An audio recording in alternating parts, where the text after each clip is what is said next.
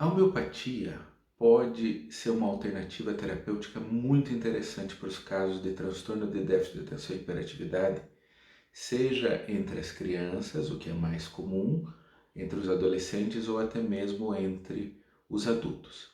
A homeopatia tem por princípio tratar a pessoa como um todo e vem sendo usada especialmente aqui no Ocidente para questões que envolvem a saúde mental, para problemas de ansiedade, de depressão, para problemas relacionados ao sono e para vários problemas imunológicos, assim como alergias, rinite, asma, doença inflamatória intestinal, então problemas da regulação da imunologia das pessoas.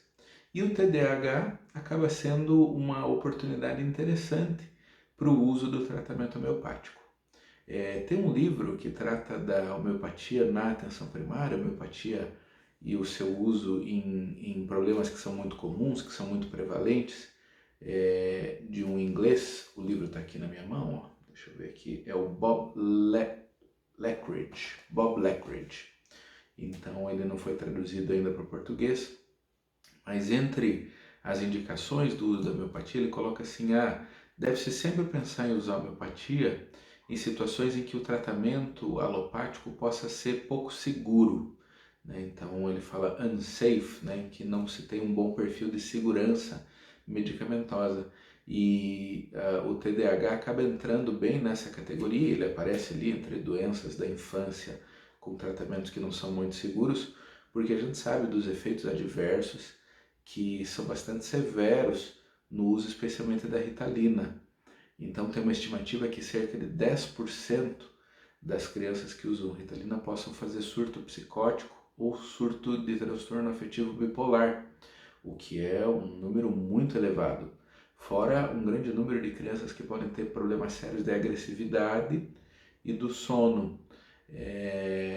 Problemas de longo prazo podem incluir doenças cardíacas e outros problemas sistêmicos fora dessa questão mental exclusivamente. Então, como é uma medicação para uso contínuo e durante longo tempo, há bastante preocupação com a segurança do medicamento. Então, a homeopatia acaba sendo uma alternativa viável e interessante em casos como esse.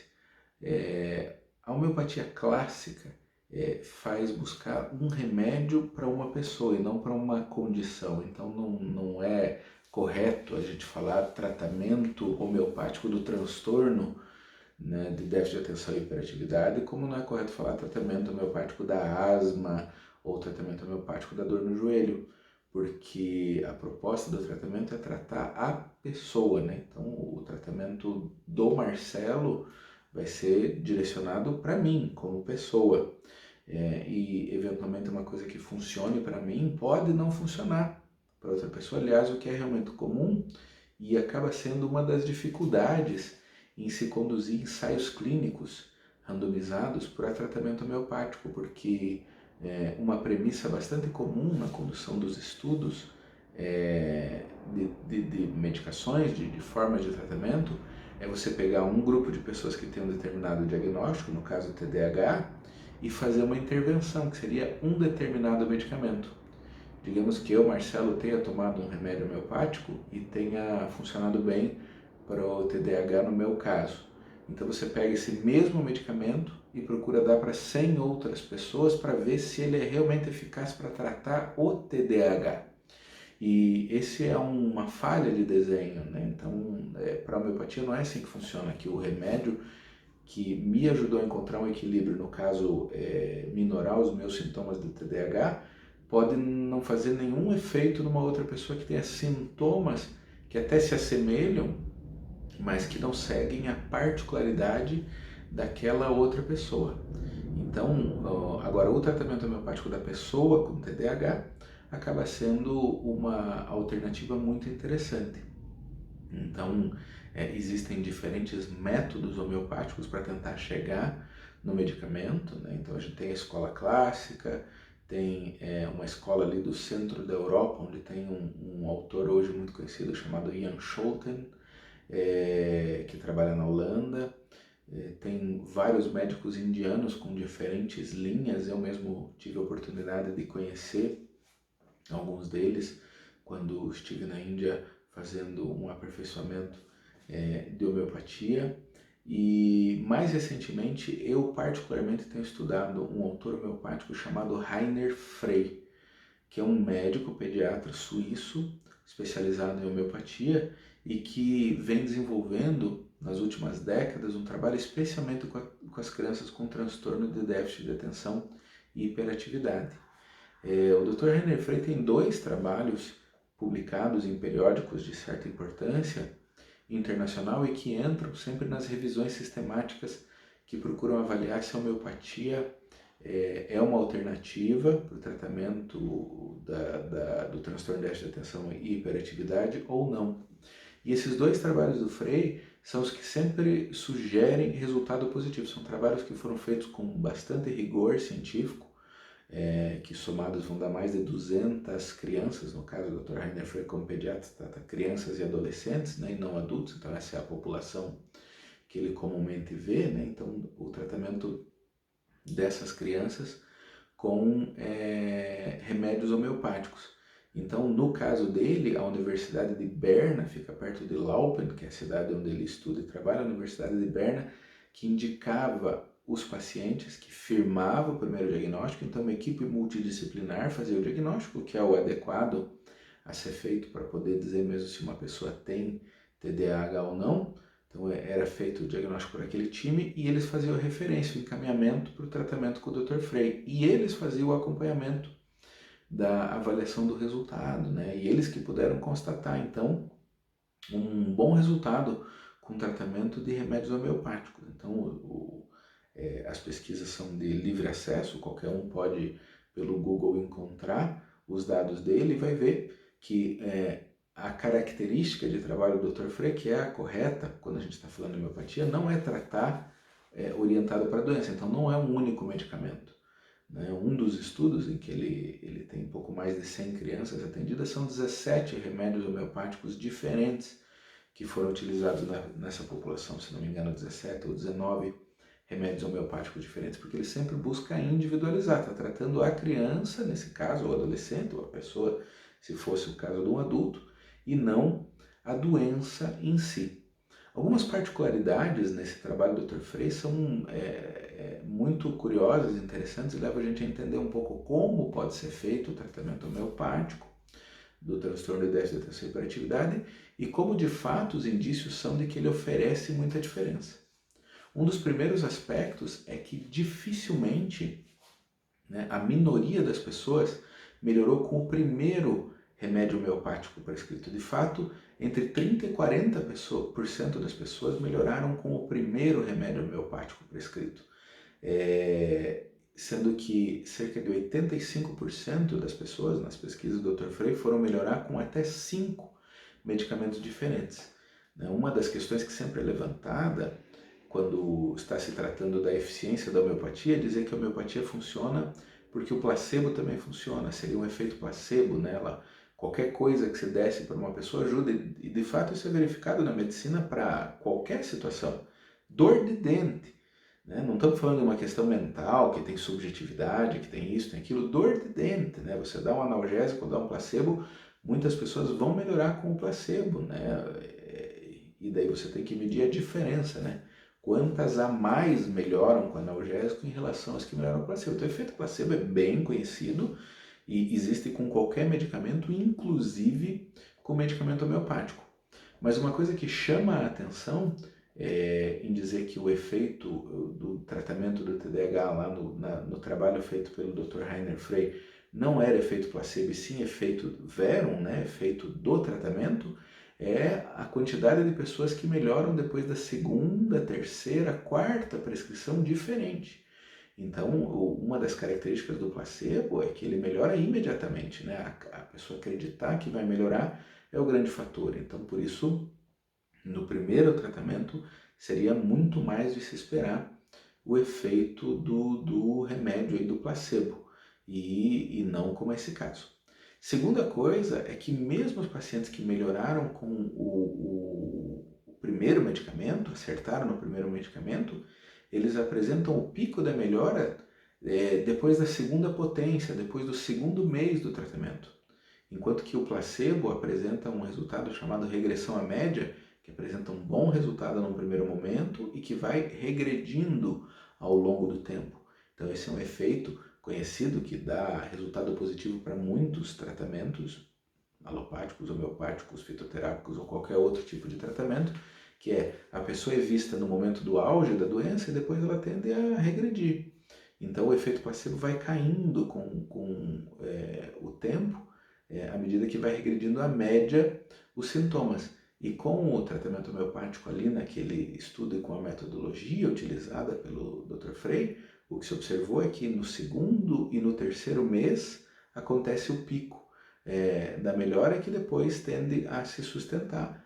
No caso dos estudos dele lá, feito por um período de 3 anos aproximadamente de acompanhamento dessas crianças e adolescentes. Então, esses dois fatores, precisar de mais um medicamento e a melhora mais acentuada no segundo e terceiro mês e depois atingindo um platô de recuperação, são todos aspectos que levam muito a crer que o resultado do tratamento homeopático está para além do placebo. De fato, na pesquisa do Dr. Frey, foi observado em algumas vezes a troca de tratamento de verum para placebo, de placebo para verum, né? Então do remédio para o placebo, do placebo para o remédio, e foi observada uma piora quando era trocada para o placebo, depois uma melhora quando retornava no homeopático, com um período de arrasto ali, dando a ideia de que o tratamento homeopático se manteve por um tempo, então o placebo tem que ser usado por um bom tempo para começar a piorar de novo e depois é retornado o tratamento homeopático, naquele caso, voltando a ter uma recuperação. Então são várias estratégias aí que o estudo tentou fazer para tentar mostrar o que era efeito circunstancial do que era efeito propriamente do tratamento, favorecendo, nesse caso, bastante o tratamento, com nada de pacientes que desistiram por efeitos colaterais, né? Então, oferecendo praticamente nenhum risco e nenhum desconforto para a pessoa que engajou naquele tratamento naquele momento, né? Então, acaba sendo uma alternativa realmente muito interessante. Para o caso específico do transtorno de déficit de atenção e hiperatividade, o Dr. Frey mesmo postulou, então, que 12 meses de tratamento são necessários a fim de que se possa buscar mais segurança de que se vai conseguir algum resultado. Então, ele diz, até se for fazer uma pesquisa, não pegue pessoas com menos de 12 meses de segmento para dizer se teve valor ou não teve valor, considerando que pode ser necessário 2, 3, 4 medicamentos diferentes e um período de 2, 3 meses para conseguir avaliar a resposta de cada um.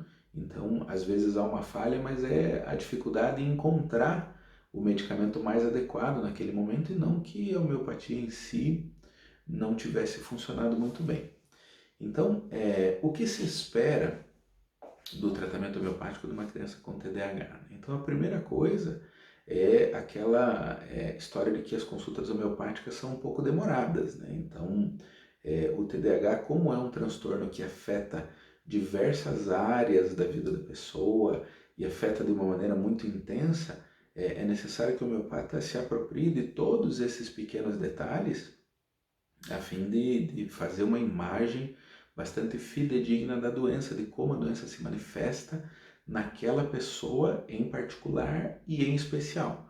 Então, as consultas costumam ser demoradas, principalmente as primeiras 30 minutos, 1 hora, até no primeiro, às vezes no segundo, até no terceiro atendimento, e depois, à medida que se vá encontrando um caminho, tendo melhoras, as consultas tendem a se tornar mais focadas só para dar continuidade no tratamento. Muitos homeopatas vão tentar fazer o tratamento do TDAH com doses únicas, que é fazer doses de medicamento que podem ser tomadas uma vez por semana, uma vez por mês ou a intervalos até maiores do que isso. O Dr. Frey particularmente recomenda o uso de doses diárias, que na experiência dele, com o tempo, se mostrou mais eficaz num tipo de preparação homeopática que é mais adequado para o uso em doses repetidas, assim, em doses diárias, que é a chamada escala 50 milesimal. Mas aí vai ter diferença entre diferentes linhas de pensamento, correntes, autores e maneiras de pensar. Aí, maneira de fazer o diagnóstico, chegar no medicamento. Mas então pode ser doses únicas intervaladas ou o uso de um medicamento ao longo de todos os dias. No caso do Zurfrey, a cada mês ele vai mexendo na potência, na diluição, na dinamização daquele medicamento homeopático, o que parece ser uma alternativa bem interessante para que continue estimulando para novas melhoras, para que se sustentem melhoras ao longo do tempo. O princípio que existe por trás de toda a teoria da homeopatia é que o equilíbrio do nosso organismo se deve a dinamis ou força vital, uma força dinâmica que rege aí todo o sistema imunológico, que rege talvez até a epigenética do nosso organismo, como alguns trabalhos tentam demonstrar. Então a expressão gênica, né, pode ser modificada com o tratamento homeopático, a liberação de mediadores inflamatórios, interleucinas, fator de crescimento. Então tem vários estudos chamados estudos básicos, né, estudos com culturas celulares, que procuram entender, mas parece que há algo que transcende e coordena o nosso organismo de algum modo. Então a ideia é tentar conduzir de volta ao equilíbrio. Então, muitas vezes a manifestação da doença é uma manifestação do desequilíbrio e as diferentes disfuncionalidades que o TDAH pode ter, seja a impulsividade, a labilidade emocional, a tendência à distração, à inquietude, hiperatividade, irritabilidade, humor mais depressivo, isolamento social, baixa autoestima, enfim, as N manifestações que pode ter o TDAH podem simplesmente ser manifestações desta força vital que está em desequilíbrio naquele momento. E reencontrando o equilíbrio, já de pronto se amenize muito disso. Quer dizer que a pessoa vai melhorar de uma hora para outra e começar simplesmente a ter um rendimento diferente? Não necessariamente, embora possa acontecer em alguns casos mudanças bastante radicais. O que se vê mais frequentemente é que aquelas mesmas medidas que já eram feitas de psicoterapia, treinos cognitivos comportamentais, trabalho de psicopedagogia, organização da sala de aula, de tarefas e tantas coisas que pareciam não surtir efeito, ou surtir efeito de uma maneira muito lenta, começam a funcionar mais rapidamente, mas não dispensa aí esse trabalho, esse esforço dos pais, dos professores, dos psicopedagogos, dos psicólogos e de tantos outros terapeutas que podem e devem estar envolvidos no tratamento. O que eu vejo com mais frequência é uma mudança na taxa de resposta. Pessoas que pareciam estar travadas por alguma coisa e simplesmente começam a florescer a partir dali, começam a conseguir desempenhar, começam a conseguir desenvolver. Tá claro, né, que o TDAH tem um baixo desempenho em algumas áreas, que inclusive pode ser mapeado no cérebro. E para que isso se modifique, há necessidade de uma reeducação, de uma reconstrução dessas vias, de todo um trabalho que como regra geral, não vai acontecer espontaneamente de um momento para o outro. Vai acontecer com esse esforço, mas vai ser um esforço mais recompensado, um esforço que parece trazer um retorno mais palpável, né? Então, você pode de pronto observar, está conseguindo ficar um pouco mais sentado na cadeira. Como eu vejo alguns casos lá, não conseguia ficar sentado na cadeira para fazer a tarefa e depois que tomou o remédio, já dias depois ficou mais sentadinho. Mas não quer dizer que esteja mais concentrado e já absorvendo tudo aquilo. Mas é uma premissa, um primeiro movimento que pode daí sim facilitar outros ganhos, assim como a labilidade emocional. Então, está um pouquinho mais estável na emoção. Essa estabilidade emocional vai agregar outros ganhos que são simplesmente por estar mais estável emocionalmente. A instabilidade não permitia ganhar e agora consegue aos poucos, e vencendo os diversos desafios que compõem aí o desenvolvimento da pessoa com transtorno de déficit de atenção e hiperatividade. O Dr. Rainer Frey, em especial, tem um trabalho muito interessante que ele desenvolveu ao longo do tempo, que ele conseguiu identificar determinadas particularidades, porque qualquer um, não existem duas pessoas com depressão que sejam exatamente iguais. Aliás, não existem duas pessoas com diabetes que não sejam exatamente iguais e nem pessoas que tenham artrose de joelho que sejam exatamente iguais. Cada um vai ser diferente, né? Então vamos pensar lá, a pessoa com artrose de joelho. Algumas colocam uma bolsa de água quente e melhoram, outras colocam gelo e melhoram. Isso é totalmente contraditório e paradoxal, mas quem tem a doença vai saber reconhecer, não, se eu coloco aqui um calorzinho vai super bem, mas não me esfrie meu joelho que Deus o livre. O outro vai dizer que no caso dele é justamente o contrário. Essas particularidades que frequentemente são de grande valor para se chegar a um bom medicamento homeopático. Então, a minha TPM é pior no verão do que no inverno. Então, isso é uma característica. Para outra, pode ser pior no inverno que no verão. O auge do meu mal-estar é logo antes, quando começa a menstruação, melhora o meu mal-estar. Outra não, eu vou vindo bem, mas quando começo a sangrar, vem o mal-estar. Então, tem várias peculiaridades, e essas peculiaridades são super importantes para um diagnóstico homeopático correto, a fim de que se consiga chegar a um bom medicamento que ajude a pessoa. E o Dr. Rainer Frey conseguiu mapear essas particularidades aí no desenvolvimento de um diagnóstico especificamente para a pessoa que tem esses conjuntos de problemas que levam no caminho do TDAH. Então, por exemplo, diz assim, um ambiente muito iluminado ajuda na concentração ou atrapalha na concentração? Então, isso vai ser muito específico de cada um. A pessoa, após passar longo tempo lendo, começa a embaralhar as letras ou não? Ela simplesmente não consegue manter a concentração, não fica longo tempo lendo. Ou ao contrário, é uma pessoa que no começo não consegue, mas vai entendendo à medida que consegue ficar algum tempo concentrada naquilo ali. São todas particularidades, peculiaridades, o calor também. Um ambiente quente ajuda a concentração ou atrapalha a concentração daquela criança?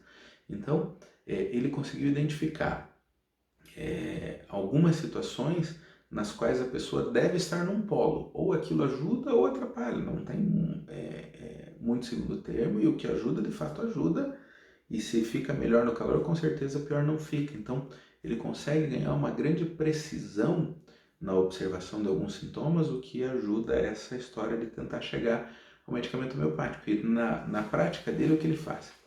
Numa primeira consulta, como deve ser sempre numa primeira consulta médica, ele costuma buscar identificar desencadeadores, né? De repente aquela criança tem um outro problema de saúde, tem hipertireoidismo, tem diabetes não diagnosticado, tem um problema de erro do metabolismo, tem alguma coisa mais séria que precisa ser identificada e manejada de acordo, né? Ou não, tudo indica que é um problema funcional, de habilidade, de desempenho, né? Nós estamos falando de um transtorno mesmo, ou de uma disfuncionalidade.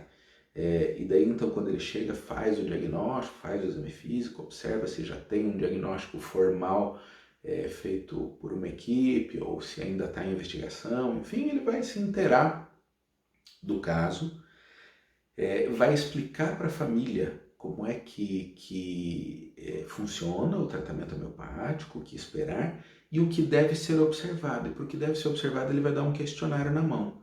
Olha, eu quero que nas próximas 2 semanas vocês observem. Porque se eu perguntar agora, você aí que talvez esteja me ouvindo e tem um filho, por exemplo, com TDAH, ele no calor se concentra melhor ou pior? Melhor ou pior, melhor ou pior. E tem grande chance de você arriscar uma coisa que você não tem bem certeza.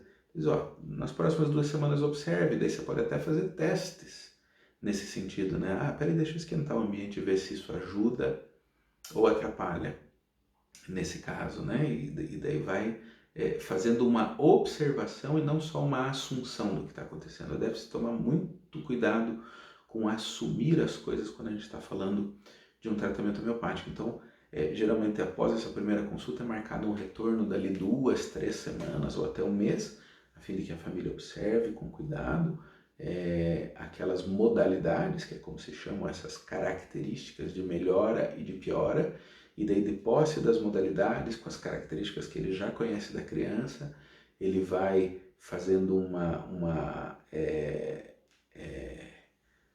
planilha na qual vai se observando quais medicamentos parecem ser os melhores, até chegar a um diagnóstico diferencial entre 2 ou 3 medicamentos ali que pareçam ser os que melhor cobrem as modalidades e a história toda particular daquela criança em questão. E a partir daí se parte, então, para o tratamento, né, doses diárias no primeiro mês, geralmente é mantido no mínimo 2 meses o tratamento, a não ser que aconteça algo muito diferente, não é modificado o medicamento homeopático logo na segunda prescrição, é esperado pelo menos as 2 primeiras prescrições para dizer, olha, está indo bem ou não está indo bem, porque como eu falei, entre o segundo e o terceiro mês é que são notadas os picos de ação da maioria das pessoas com o tratamento homeopático. Segundo essa metodologia adotada ali, bem documentada, inclusive defendida, tem um livro inteiro, também estou com ele disponível aqui, que trata do transtorno de déficit de atenção e hiperatividade com o tratamento homeopático, escrito por esse médico, o Dr. Rainer Frey. Então, é sim uma alternativa interessante o uso do tratamento homeopático para as crianças com TDAH.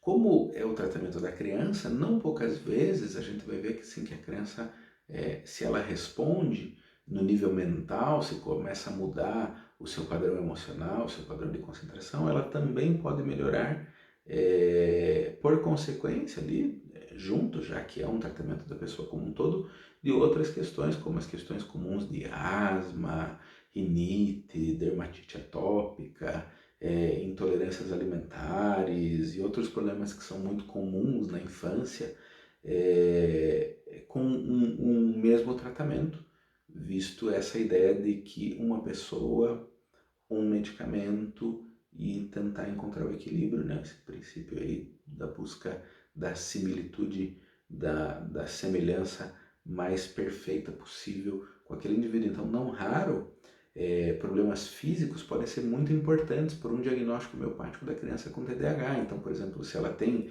TDAH e tem lá uma asma, uma intolerância à lactose, um problema de crescimento ou qualquer outra questão relevante ali de saúde, todos esses sintomas devem ser aproveitados nesse conjunto para chegar ao melhor tratamento homeopático. Então, embora na evolução seja esperado ver a melhora sempre da mente em direção ao corpo. Então, primeiro a melhora dos sintomas mentais para depois se verificar a melhora dos sintomas físicos.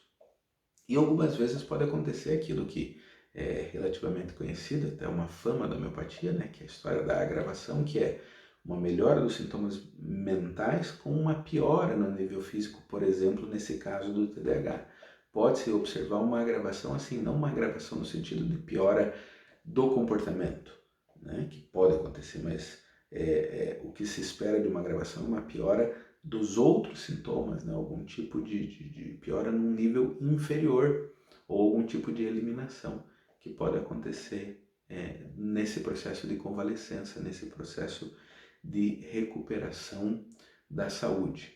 Então, obviamente, deve-se considerar o uso do tratamento homeopático, mas nunca como uma forma isolada de tratamento, mas sempre mantendo aí os demais esforços psicoterápicos, psicopedagógicos, pedagógicos e todos aqueles que venham oferecer aí um pouco mais de condição e velocidade para a recuperação das crianças que estão aí acometidas, dos jovens, dos adultos, que agora estão sendo mais identificados e que sofrem aí as consequências, que não são poucas, né? Não é pouco sofrimento para aquela pessoa que convive com essas características que compõem essa síndrome, esse grande transtorno, né, tão multimodal e multifatorial que é